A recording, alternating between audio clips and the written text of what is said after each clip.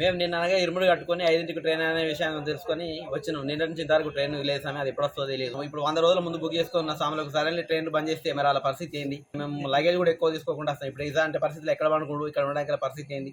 ఇదే రైల్వే సిబ్బంది ఏం చేస్తున్నారు? మేము అనుకోకుండా టికెట్లు క్యాన్సిల్ చేసుకుంటే వాటికి ఇంత రుసుము కట్ చేస్తాను. మరి వీళ్ళు సడన్లీ కట్ చేసినట్టు వాకి డబ్బులు ఇస్తారా? మేమంతా మీరు ఇచ్చేసి చేతులు దులుపుకుంటే మా పరిస్థితి ఏంటని మేము ప్రశ్నిస్తున్నాం. ఇంకోసారి ఇలా కాకుండా ఉండాలని సరైన టైంకు ట్రైన్ నడపాలని కోరుకుంటున్నాం. ఆకస్మికంగా ట్రైన్లు బంద్ చేయడం వల్ల అయ్యప్ప దీక్ష తీసుకున్న అయ్యప్పలు ఇబ్బంది పడతా ఉన్నారు.